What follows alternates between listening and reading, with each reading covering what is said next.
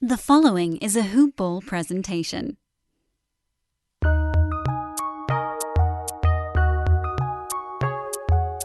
Welcome to the Fantasy NBA Today podcast.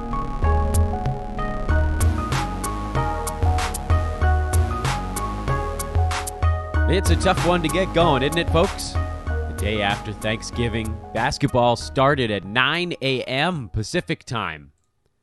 That's before I could even get this damn pod out to you, so hopefully you're all set for that Boston-Brooklyn game that's already underway. But good morning, everybody. Welcome to Fantasy NBA Today, the post-Thanksgiving and also weekend episode. It's Friday. It's the Friday episode, technically. I'm Dan Besbris, DanBesbris. As always, please do give a follow on Twitter. Follow us at HoopBallFantasy. And check out our presenting sponsor, Hawaiian Isles Kona Coffee Company, HI Kona Coffee on Twitter. HawaiianIsles.com is the website, and search for them on Amazon by just typing in Hawaiian Isles. We had a show on yesterday I thought was kind of a fun one, able to sort of dig in on that big Wednesday card, do a little crossover promo with the box score breakdown. So hopefully that introduced a few of you to a really neat, free show that we offer here at Hoop Ball. They do that box score breakdown show at the end of games every day, basically, Sunday through Thursday nights. So 5 days a week, as soon as the games are over, you get that show right into your inbox, or whatever, however it works with podcasts. You get an alert straight to your podcast listening device. So that was cool. It was good talking to Kurt, and they do a fantastic job on that. Today, here on Fantasy NBA Today, we have a normal Friday with one key exception. Number one, the key exception, there were no games on Thursday. So we have nothing to review in the traditional sense on the Thursday card, but we will have our traditional Friday kind of a weekend preview deal where we're going to go through all the games coming up tonight. We're going to look through the weekend as well, although, with whatever it is, 12 or 13 games today? Is it 13? I think it's 13 games today. And then because the first one happened so early, it's not on a lot of DFS cards. So we've got 26 of the 30 teams playing tonight. So we won't have to do much of a preview of Saturday and Sunday.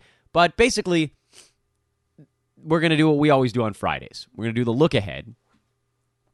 We're going to do our full week in review, meaning all the pickups, the drops, the holds, the watch list guys, the streamers, everything that's taken place, in my humble opinion, over the last 3 or 4 actual game days, so Monday, Tuesday, Wednesday, because there was no Thursday. That was a pretty easy thing to review, by the way, because basically everybody played on Wednesday anyway. And then there were just a couple of teams, Denver and Dallas on Tuesday. We had to go all the way back to those bad boys. So we'll review those, all the pickups, drops, whatever. And also I want to flip in a mailbag edition of the podcast today. So that'll be fun as well. I threw that tweet out yesterday on Thanksgiving morning. Many of you submitted questions, and we'll try to get to as many of those as is possible before running out of time on today's show. So let's do it in some kind of reasonable order. And the first thing I want to get into is the kind of weekend review stuff. Meaning all of the things that I thought were important that happened this week. So let's start with the pickups over the course of the week. And I'll give some explanation on each of them as we work our way through. Pickups over this week. I thought Mo Bamba did solidify himself as the pickup of the center in Orlando. The only problem there is that Khem Birch actually seeing more minutes than Bamba in their backup for Nick Vooch role so far.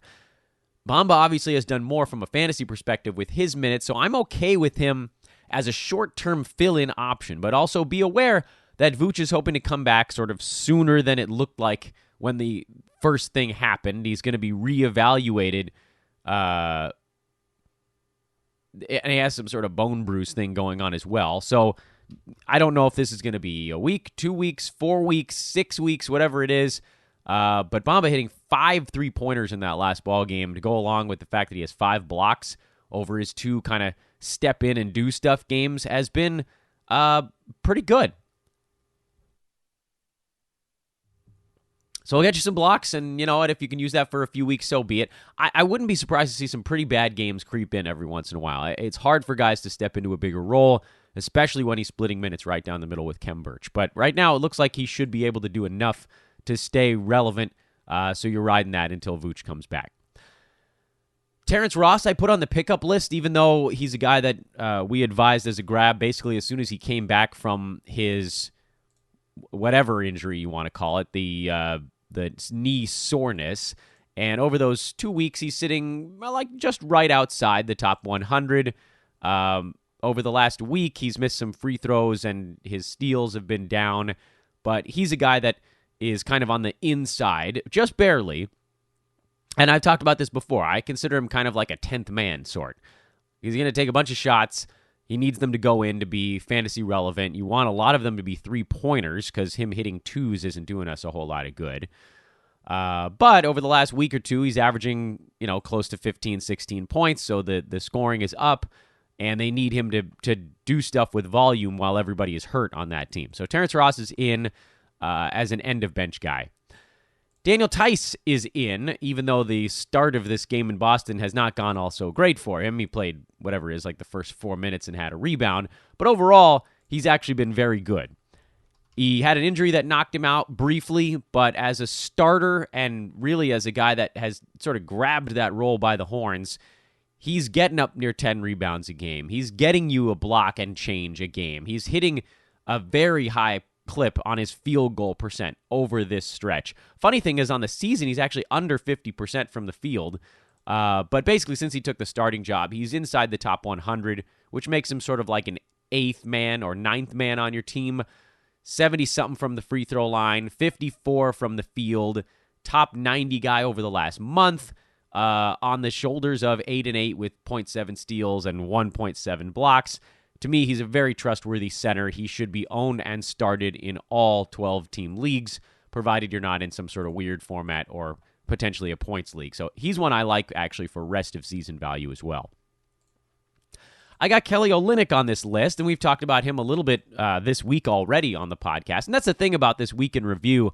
This is largely an exercise in sort of going over some of the things we've already thrown out there, but just reviewing how it's gone so far this week and what we expect of it going forward.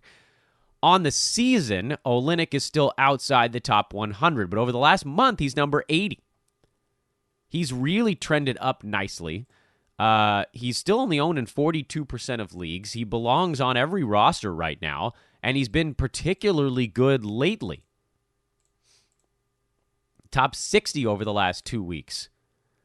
Sure, he's shooting out of his mind over that stretch, and that type of stuff might not hold. But also the steals and blocks have been a little bit lower over the last week and a half as well. So some of the good stuff will trend down. Some of the bad stuff will trend up.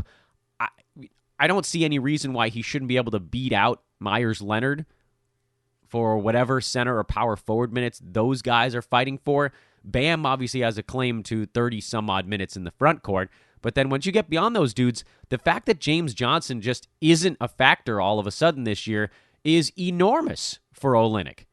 He played 8 minutes, Johnson did, in their last game at Houston. This is in stark contrast to the last 2 seasons where every time we were like, oh, Kelly's getting it going, then James Johnson would come back and they'd feed him. They'd force feed him 22 minutes, and Kelly would never get up and over that 24 to 25 threshold. This year, we're seeing it settle into something near that spot. Now, we do have to be concerned that Duncan Robinson could slide up and play some power forward. We have to be concerned that Justice Winslow might be allowed to play some power forward. So there are still reasons for a small measure of pessimism on the Olynyk front. But to me, as long as he's playing well, and as long as the minutes have been good, over the last 2 weeks, he's averaging 27 minutes a game. If he is up in that neck of the woods, there is nothing that can stop his fantasy value. Nothing. I threw Jay Crowder back on this pickup list, although, again, this is, that's a multiple week thing. At some point, we're probably just going to have to remove him from that. He's a guy that got off to a slow start with his new team, but he's settled in as sort of the veteran presence. He's been awful at the free throw line, which is a little bit weird. He's a career 77%er, and he's at 69% this year. So I've got to believe that levels off somewhere along the line. but he's hitting a whole bunch of three-pointers. He's getting you a steal a ball game, 6 boards, again, because he's just out there a lot, so eventually he's going to get a rebound. 3 assists, which is a career high for him because, again, he's not looking for his shot. He's looking to get the other guys involved, and he's become weird, sort of like a weird 3-and-D / facilitator role. Over the last 2 weeks, he's inside the top 80.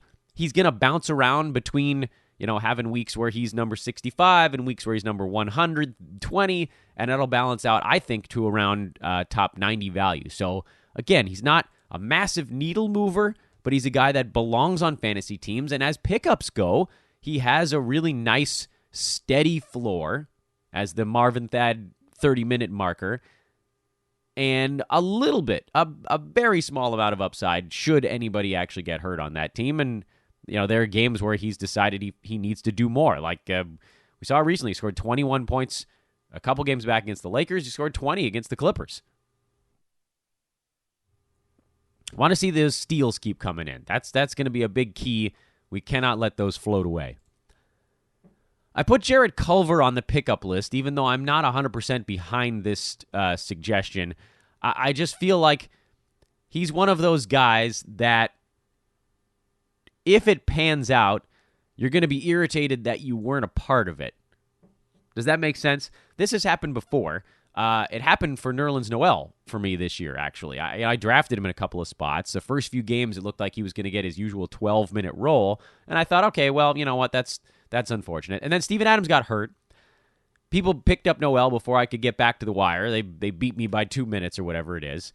And then he just held on to a job. So a lot of folks kind of lucked into that one. And I don't want that to happen here. The same idea where, the guy might not be good enough in the moment, but what if something translates? It's a little bit of a luxury situation with Culver right now, because if you're picking him up and you're in unlimited games format, you're just saying, I'm fine with the fact that his percentages are god-awful. He's number 297 over the last month because his percentages are among the worst in the entire NBA over that stretch. 10 points, 3 boards, 3 assists, a steal, half a block, 1.3 3-pointers. That's all fine. But the percentages, 11 shots, he's shooting 37%. And he's making 1 out of 2.5 free throws a game. That's Hassan Whiteside from last year territory. Some of that stuff should trend up. He's not a 43% foul shooter. I think I believe he was in the 70s or something in college, low 70s, which still isn't good. But you can sort of stomach it if the other stuff is better. Right now, the other stuff isn't better. And so for me, he falls really more in the watch list department, but I threw him into the pickups because if something clicks, you're probably not going to be able to get him fast enough, and someone else is probably going to already be sitting on him. Let's talk about Jakob Poeltl. I threw him on the pickup list as well, even though to me, he's like a cheaper version of some of these other centers we've brought up. 8 rebounds, 5 blocks in their last game against Minnesota, but the Spurs keep losing, so they're going to keep moving bodies around. He is 100% owned in my Roto leagues, all of my competitive 12-teamers, even though he's only 12% owned overall. That means probably people are listening to this podcast in those leagues because I've been talking about him a lot.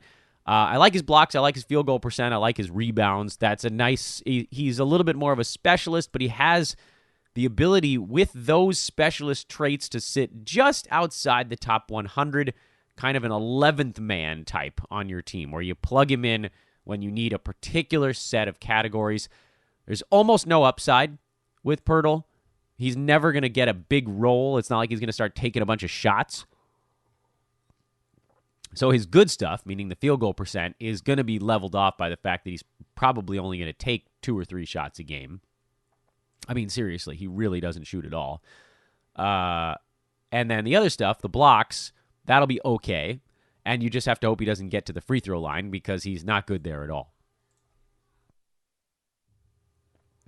Mo Wagner is the next guy I want to talk about. He's a pickup, but he's a scary one. I spent a lot of time on this podcast talking about how I didn't trust Ivica Zubac as a pickup this year, not because he wasn't putting up good fantasy numbers in his time on the floor, but because his time on the floor was exceedingly limited. He is way over-owned I believe, in fantasy leagues right now, even at 35%. He's sitting at number 134 on the year, and there's nowhere for him to go. He's going to play 16 minutes a game. He'll have a couple where he gets to 20, and he'll have a couple where he plays 13 and a half, and then there'll be another 13, and then a bunch of 17s. Sure, 9.7 boards and a block in 16 minutes is good, but he needs another probably 20% on top of that. That's where the run-in is here. That's the rub. Zubac just isn't playing enough. It's great. He can go full bore in his 16 minutes a game. He never has to slow down for a second because they have Montrezl Harrell ready to play 30 minutes off the bench. But again, with this getting a little bit sidetracked here, this is my fear with a guy like Mo Wagner. Wagner is number 88 on the season in 19 minutes a game. Is this sustainable is the question we have to ask ourselves. I'm willing to say you should pick him up just in case it actually is.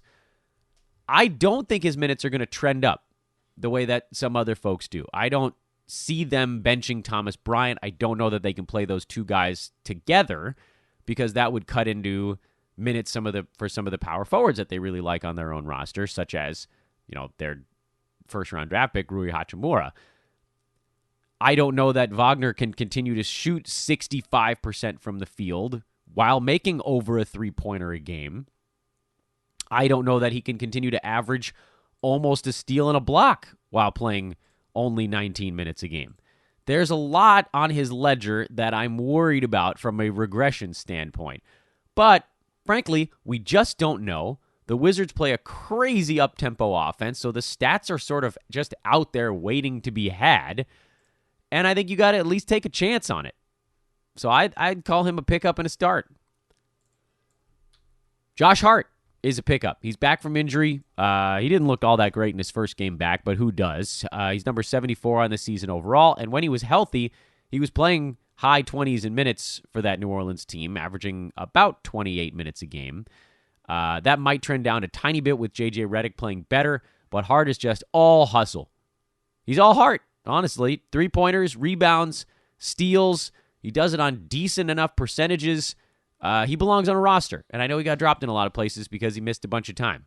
He's wildly under-owned at just 44% for a guy that was putting up top 65 numbers the first couple weeks to start the year. I don't think I need to talk about him all that much. He was just good. I threw Nerlens Noel back on this list, but I don't even think we need to talk about that dude. He is clearly a start guy. Like, it's not even close. He's number 82 on the season. He's been better than that lately. He's averaging almost 3 combined defensive stats in his 20 minutes a game. I mean, that's the type of stuff, and the huge field goal percent. I don't know that the 83% at the foul line holds for him. That would be a big jump over his career mark. But there are minutes on the table for him right now, and he's playing 20 a game generally, even with Adams back. Well, they got whipped in Portland, so nobody played all that many. But he's sitting around 20 instead of 12, and that's more than enough. Tomas Satoransky's on this list, but he's been on this list 1,000 times, so we're not going to spend a whole lot of a lot of oxygen on Sato. He's inside, he's right around the edge of the top 100. Over the last month, he's number 92, and I think there's upside beyond that. So he should be on your fantasy team, and he got dropped in a lot of places because the Bulls are a depressing lot, but he should be on a team. Kevon Looney, to me, is a guy that needs to be stashed at this point. He is officially, they believe, 2 games away from getting on the court. It won't be a ton of playing time for the first week back, I would reckon. So you're looking at probably about 10 days before you can throw him into a lineup. And that is, I'm absolutely willing to wait 10 days because there's upside with him that other bigs don't have right now because other bigs don't have the clear path that anybody in Golden State has at the moment. If he's just a little bit better than these other guys, he's going to play more than them. So absolutely, he's a stash. Alec Burks continues to be the one Warrior that's playing big minutes right now that I feel like I can trust in any reasonable fashion. And he's sitting just inside the top 100. I have another Warrior on my list, but he's in the watch list, so I'll just jump there and then we'll come back, and that's Marquise Chris. I don't know what his minutes are going to look like when Looney comes back. So after these 2 weekend games, what are they, Friday, Saturday, or Friday, Sunday? I think it's Friday, Saturday. He could very well disappear.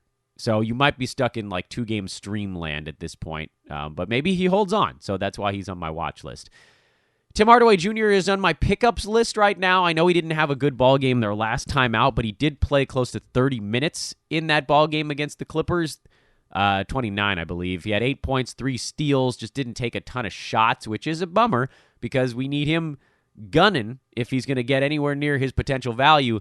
But the key for him also is going to be getting that field goal percent up. He's at 40.5% right now. His career is around 42.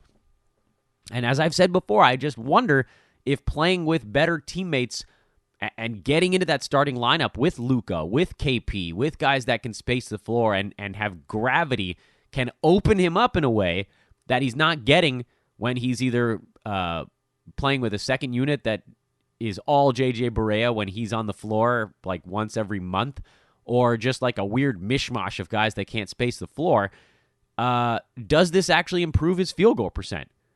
Will there be enough on the table? Will he get his 11 shots per game or something like that, which would probably be enough to warrant fantasy value?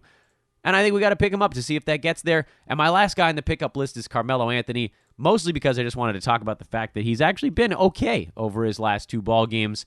Over the last week, Melo is number 117. Again, that's still sort of right outside the cut line in 9-cat leagues, and that's playing about as well as he possibly could. He's shooting 52% on high volume over that stretch, and still it's not quite enough to get him inside normal fantasy value. So he's very much a points league guy. You can keep an eye on him if things derail in Portland, but now they've beaten a couple of bad teams. They've got another one with Chicago and then the Clippers, and then their schedule gets tougher again. But a couple of wins for the Blazers, even against clunky teams, can give them just a little bit of breathing room. A little bit of breathing room before they hit full-on panic mode. So, no, he's not a traditional pickup, by the way. But he is points league, and you could probably throw him on the watch list and everything else. Drops, and we'll try to speed through these because I thought the pickups are the most interesting. I'm dropping Khem Birch if I'm in a standard league. I know that he's playing okay minutes, but the numbers just haven't been there. And maybe you could give him through today just to see how that goes. This is Friday, of course. Nick Batum is a drop. I know he had a better ball game the last time out, but he is just so reluctant to do anything at all when he's on the floor. It is mind-boggling how little he cares to actually get engaged with the basketball game. His last ball game was actually pretty good. He finally made his first 2-pointers of the season. Can you believe that? He had only attempted or only made 3s to that point. That's how little he cares about attacking. He's just a facilitator right now. You got to be in a pretty deep format, I think, for that to be useful. Rondae Hollis-Jefferson is a drop, and I use him as a segue to talk about the other Raptors backups. Serge Ibaka will probably be back most likely within the week, so I'm probably just continuing to bail out on Boucher, Terrence Davis, and Norman Powell, and I'm just going to call all of those guys potential drops for your team. You guys know how I feel about the other Miami Heat guys. I'm not interested in Dragic or Tyler Herro. Kendrick Nunn is the only one of those guys I'm kind of curious about. I think he's worth holding. Duncan Robinson is probably a drop here with Justice Winslow coming back. And Justice Winslow is not an ad. People are going to kill me for this, but he's number 233 on the year with huge popcorn numbers because he has the same issues as Jarrett Culver. His percentages are garbage, and he turns the ball over a lot. He's 100% owned in my leagues. He's 62% owned overall, and he's been horrible. I mean, please, people, play him if I'm going up against you. Please take yourself out of the running in field goal and free throw percent every week and lose turnovers. I can absolutely handle the fact that you're trotting a guy out there who's averaging 13, 8, and 4.5. I can match that with a guy that's not going to cost me 3 categories. Please trot him out there. Dylan Brooks is also a punt or a drop unless you're punting field goal percent, in which case then he probably creeps just inside the cut line, but that's a pretty narrow window. That's a narrow band you're jumping through. PJ Washington is on my hold list, but he is running out of time. His minutes have been trending down. I do like his fantasy profile, But in 27 minutes a game, he's now outside the top 100, and he's playing less than that seemingly every game. So that puts him on the... I'm getting a lot of people offering me PJ Washington in leagues and trades. Guys, do we need to have another freaking podcast about when you're supposed to offer guys in trades? It's not when they're soiling themselves. Don't give me I'm pooping my pants edition of PJ Washington. I would have taken him off your hands 4 weeks ago when he was playing 37 minutes and going for 15, 5, and 2 steals with 3 3-pointers. You're too late. You missed the window. People, stop sending garbage trade offers. Please be better. Please be better. Ugh. Get it together, folks. DeJounte Murray is a hold. I don't think I had to tell you guys that. I know he's been bad and off the bench lately, but you got to hold on. Something's going to give there. By the way, I put Derek White on my watch list. I know he's starting now, so he's probably going to get added in a bunch of spots, but I'm not willing to drop anybody I like. So I've got him more in the watch department. And even in his starts, he hasn't been all that impressive. He's been better, but not impressive. What is he? Number 250 over the last week? I mean, that's not very good. Percentage is bad. He had a 6 turnover game that you can sort of wipe that out. You get rid of that, and now obviously his ranking comes up a little bit. Spurs are a mess, dude. Spurs are a mess. So he's on the watch list. Murray's on the hold list. I've got Isaiah Thomas on my hold list as well. I don't think they're ever going to move him back to the bench where life would get a lot easier with him potentially running things. As a starter, he's had a tough time. So I wouldn't even kill you if you had to drop him. I totally understand. I have him on my bench in a couple of spots just to see if anything gives in such a high-octane offense. It feels like there has to be something there. But again, if he just keeps getting sort of pushed to the periphery in that starting unit, then there's nothing we can do about that, and then we'll move on. And Dario Saric is on my hold list as well. I know he's had a couple of big games, so I probably didn't need to put him here. But he's going to fall back outside the top 100 as soon as Baines gets healthy. When Phoenix gets right, he's not going to be playing center, and then the rebounds take a huge hit. The steals and blocks take a hit, and then he goes back to being more of just a few points, a few boards, and maybe a 3-pointer a ball game. So he's hanging on right now, but that should dry up pretty quick. My watch list. Joe Ingles is on my watch list. He's actually been good for now, I believe, 2 games in a row, which is something. They play tonight at Memphis. They've got Toronto on Sunday. If Ingles has another 1 or 2 good ball games, he definitely would hop back on my team. He's ranked number 209. No one has abandoned him yet. He's still 60% owned. I don't know that there's a great future for him this year, but maybe something turns around here. Corey Joseph is on my watch list as sort of a punt points guy. He just doesn't want to shoot at all, but he's on the floor for like 35 minutes a game lately, which is crazy numbers. 36, 35, 28, 39 minutes mixed in there. Since De'Aaron Fox went down, his minutes have obviously been very high. He's getting steals. He's getting assists. He's actually getting a few rebounds from the point guard spot, about 3 a ball game. And he's sitting at number 138 in standard leagues, but... and this is where, your format or your build does come into play. As I just mentioned a moment ago, if you happen to be punting points over that stretch, his value obviously takes a very large boost. He leaps to number 86. The 5.7 points per game is pretty rough. But again, that's a pretty narrow window you're jumping through. Matisse Thybulle is on my watch list. He had a big game with Jay Rich out with a hamstring thing, but it sounds like Josh Richardson is going to be fine, and this could be maybe a 1-game absence, if that. Langston Galloway's on my watch list, if only because Detroit looks terrible. He's been starting, and I believe he's scored in double figures now in something like 12 consecutive ball games, but he just doesn't do anything else.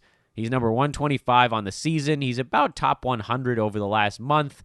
He's just outside of that over the last 2 weeks because he had a real heater almost exactly 2 weeks ago that now sort of just came off the averages bar there.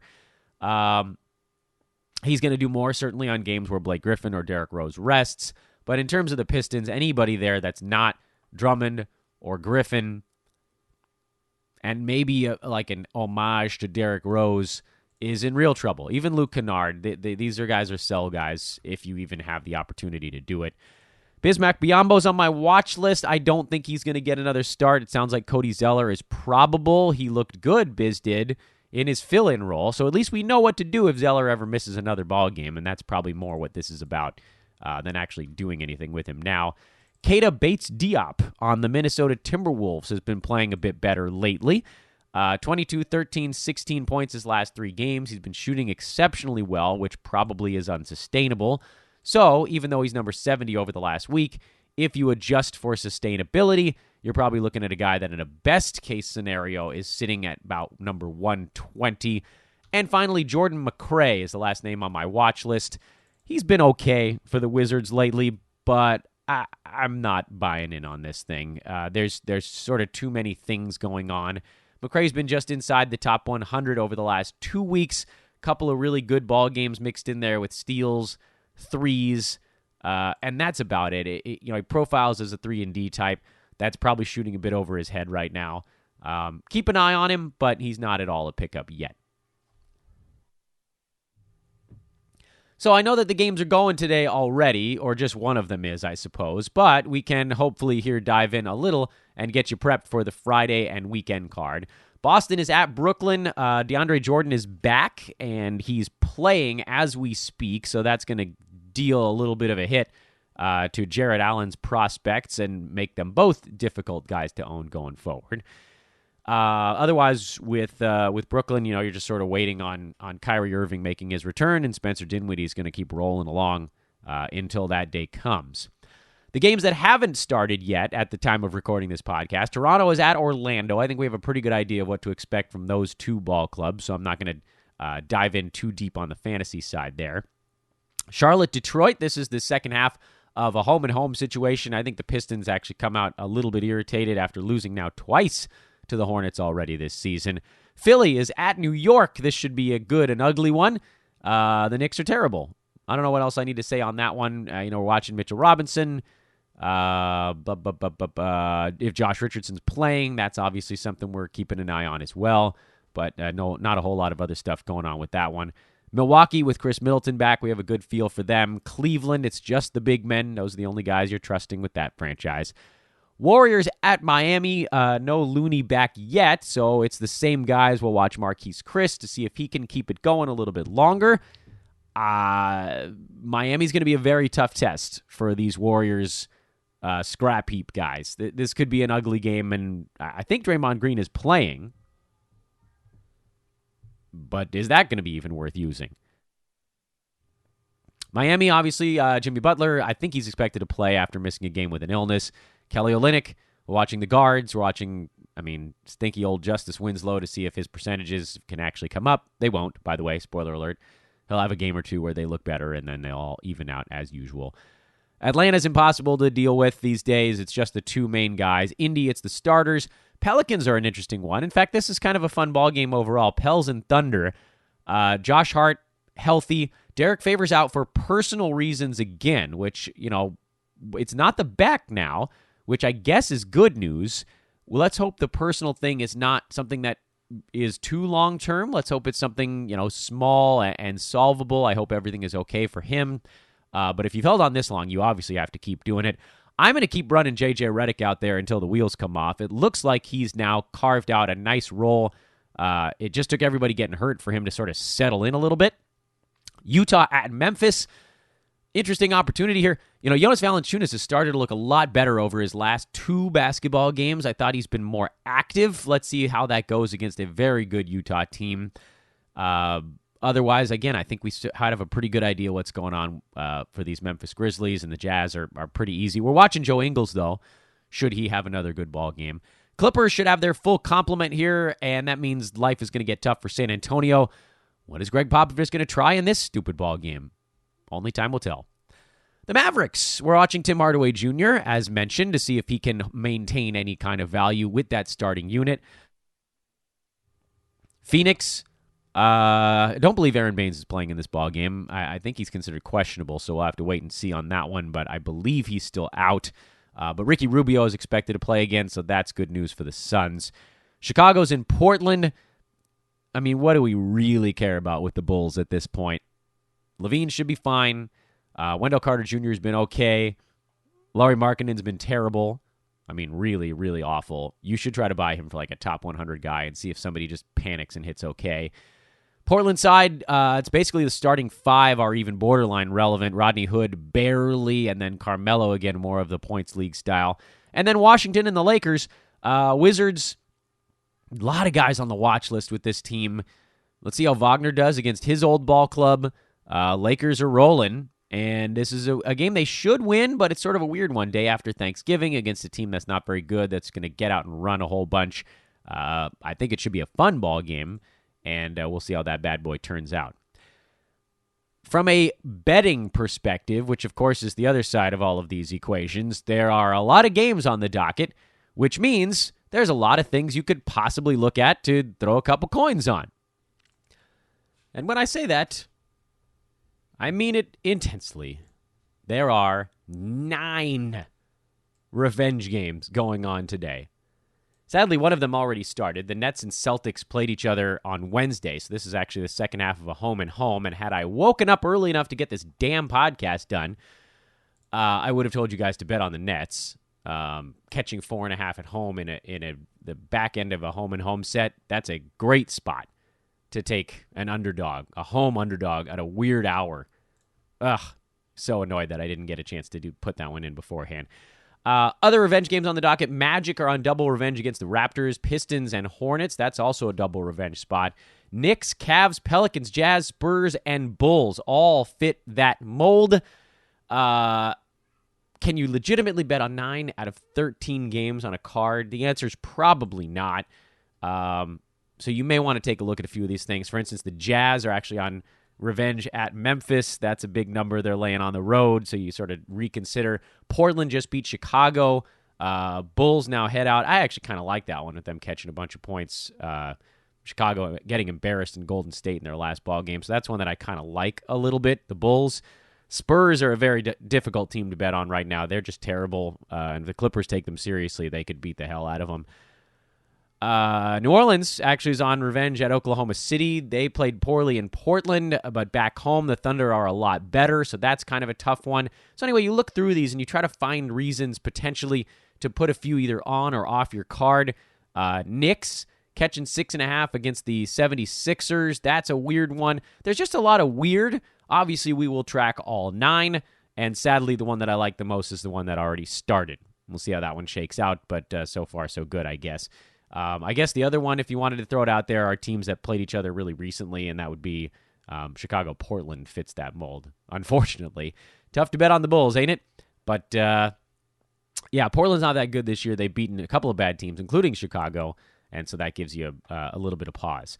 Okay, let's take the rest of the show and do some questions, huh? First of all, one question that I have for you guys is, have you reached out if you'd like to be a contributor or part of our brand new sales team here at Hoopball? We are forming a sales division, so bug me at Dan Besbris on Twitter, DanBesBris. If you can't figure out how to spell it because it's annoying to listen to on the podcast, just search for Dan from Hoopball on Google, and you can scroll down. You'll have my spelling there. The Twitter handle is one of those pages down the list.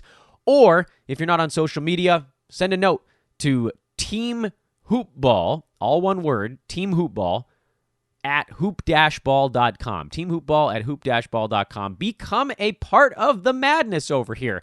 And that, by the way, goes for all of the positions that we have open, which, when I say positions, I guess I should say roles.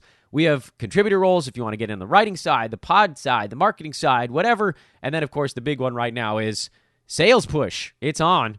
Come join us. Let's do something crazy. You need daytime availability, by the way, if you want to be part of the sales team.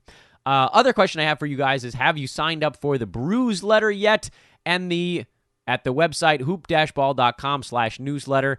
And finally, before we get into the mailbag questions, they're good ones, by the way, blended in here. We have a Black Friday sale going on at Hoopball. Kind of buried the lead on that one. The Game Time Premium membership is 50% off.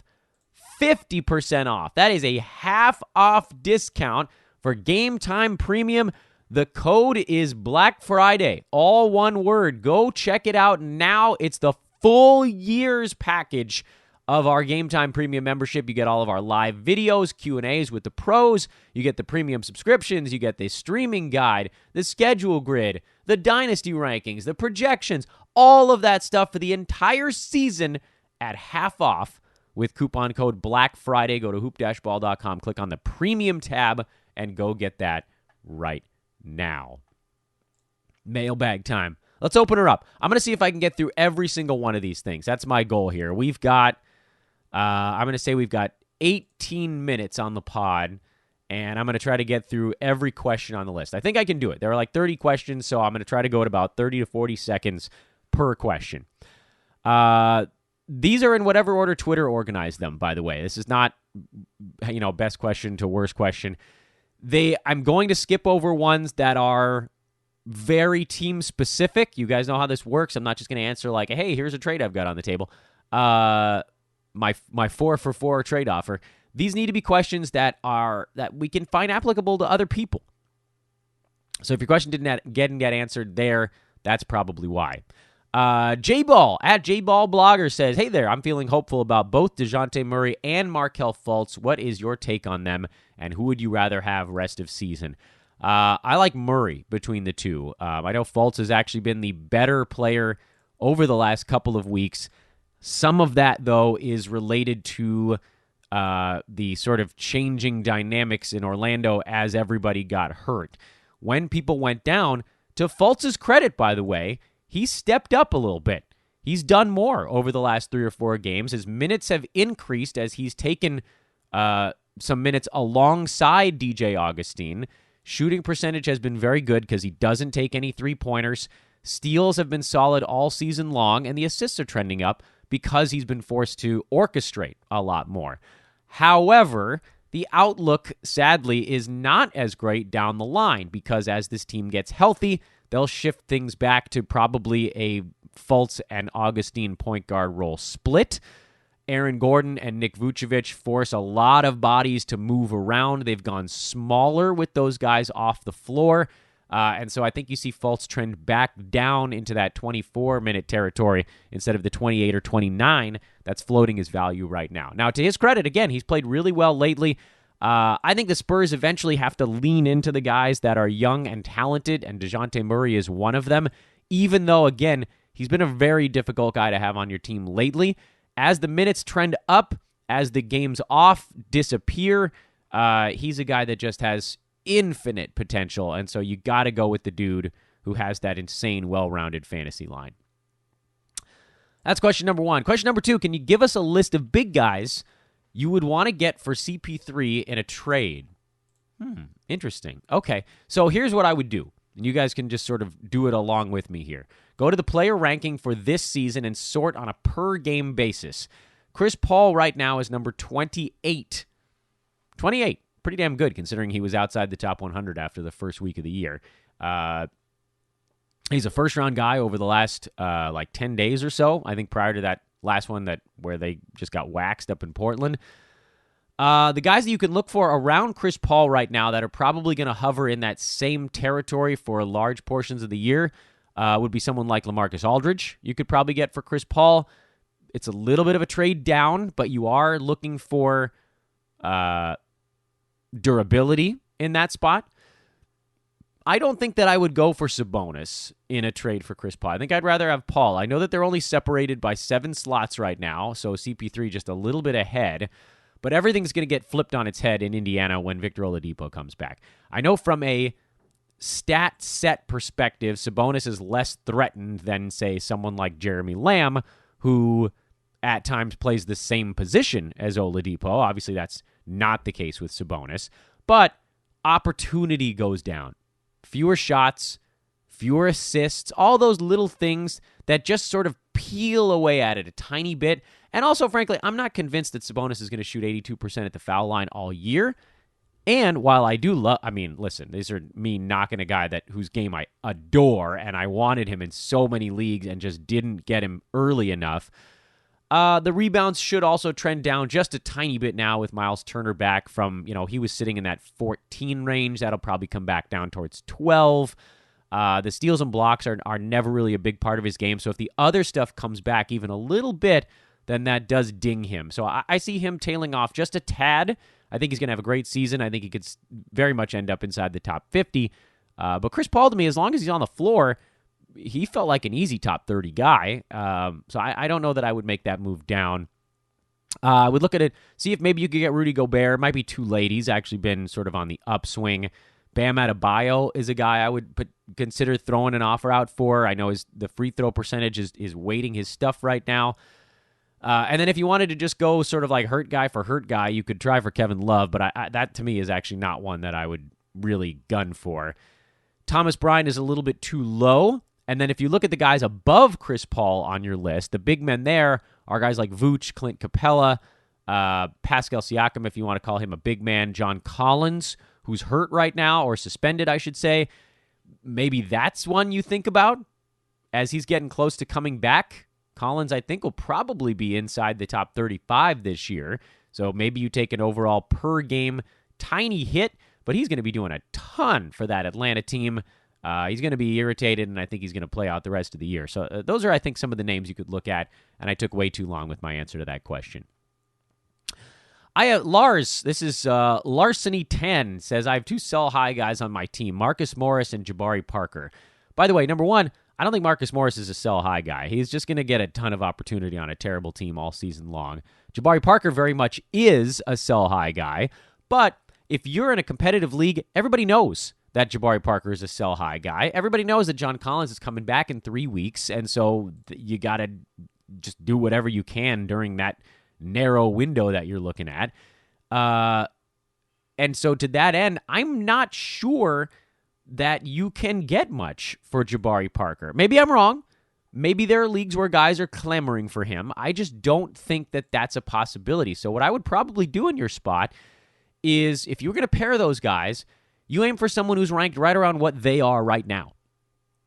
You're basically turning 2 guys that are sitting in that 70 range to one guy who's going to sit in that 70 range that you know is going to be there the rest of the year. Because and frankly, if you were saying, what should I do? What would I do? What would Dan do in this spot? I just ride it out.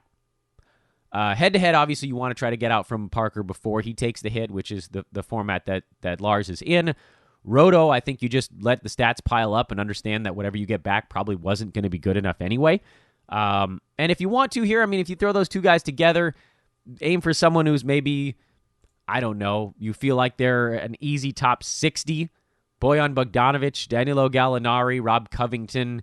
These guys are in that neck of the woods that are just a hair above the dudes that you'd be trading away. And that, to me, is your best case scenario in head-to-head. You just want to make that incremental upgrade while you can. But again, I think I'd just ride it out.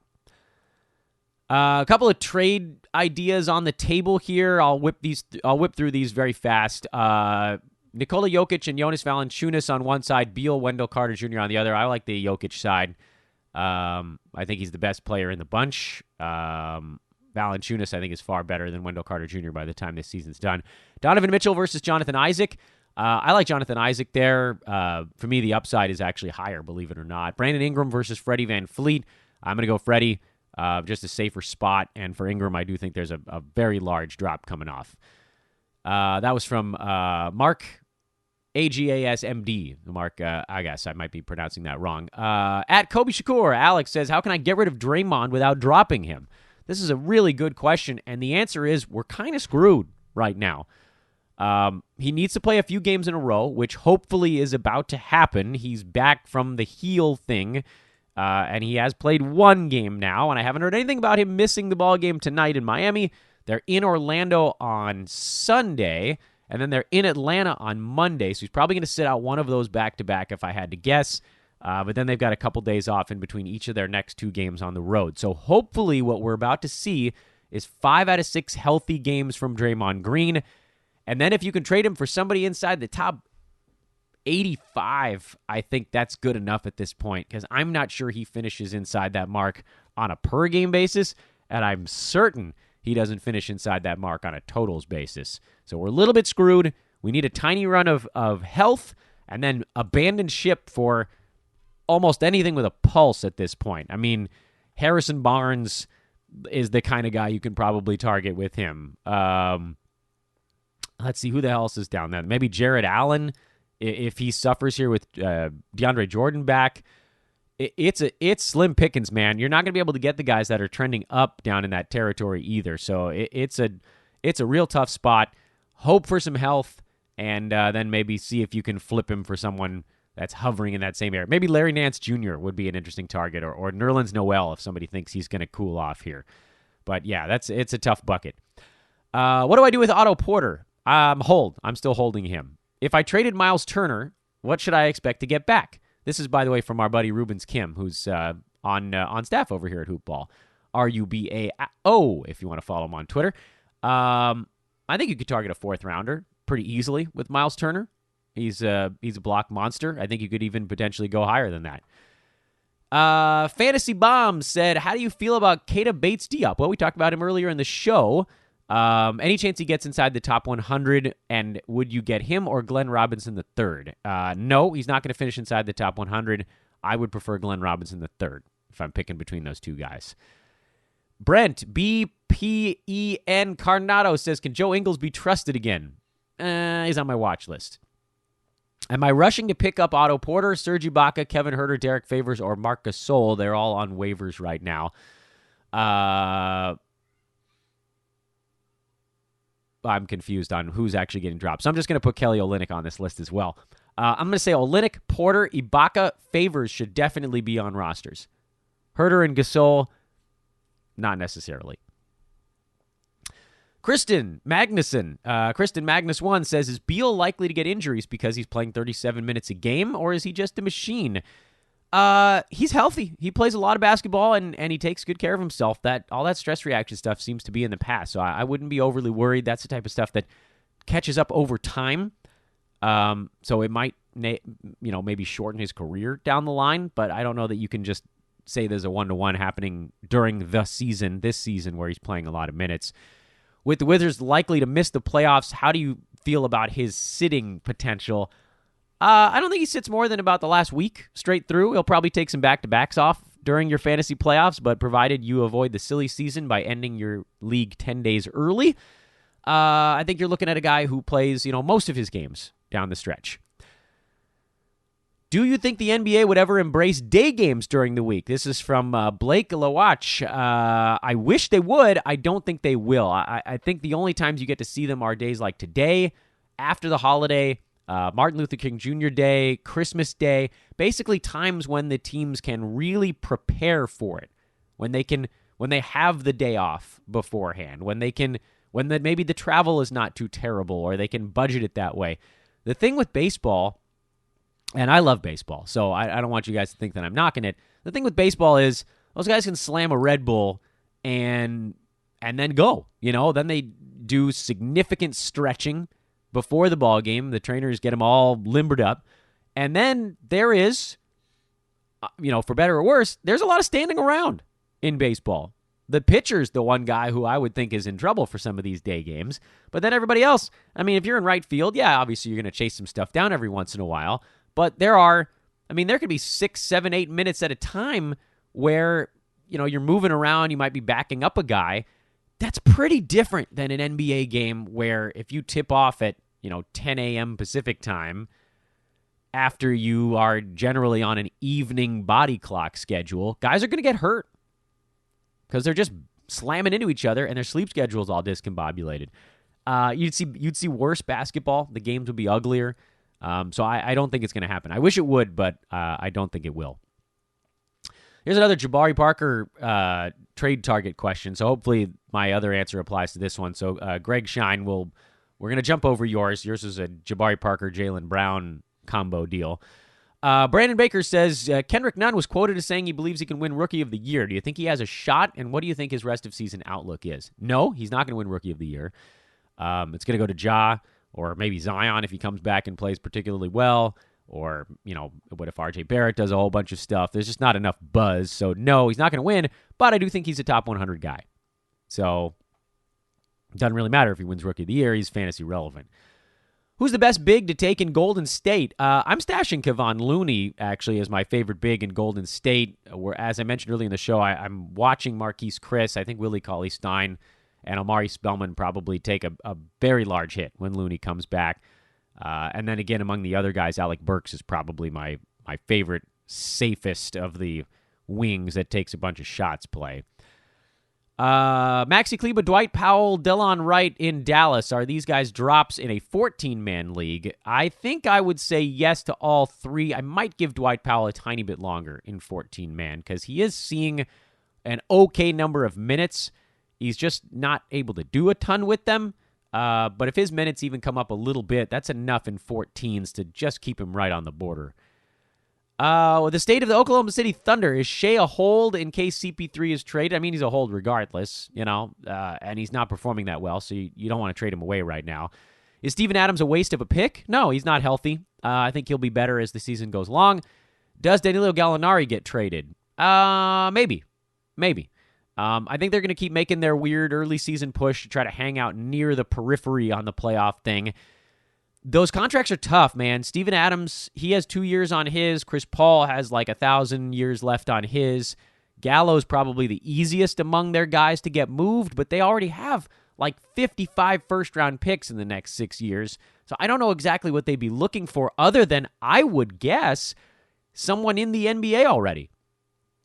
Young talent, and I don't know how many teams are willing to give up young talent for someone like Gallo. Is he the guy that's going to get somebody a championship? I like Gallo, but probably not.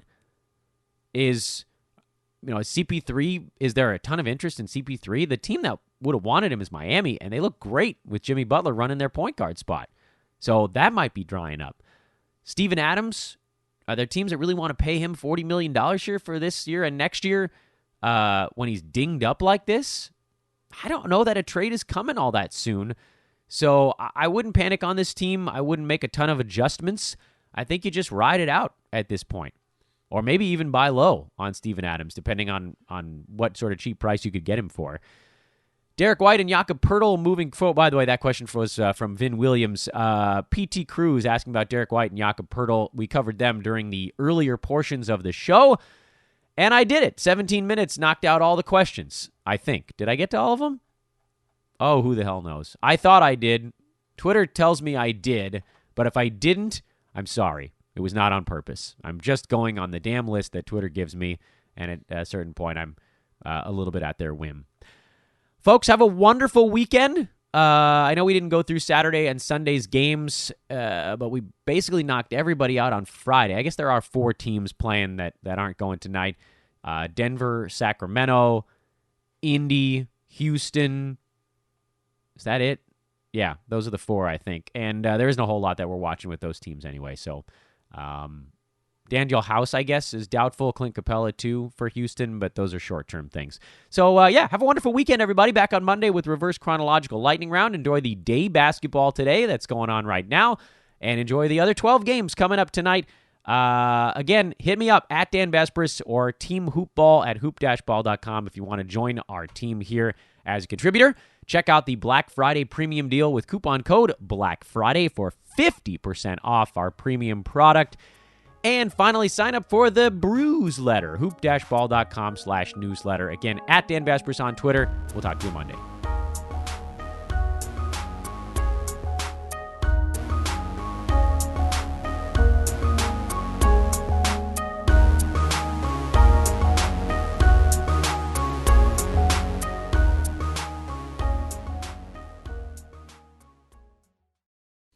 This has been a Hoop Ball presentation.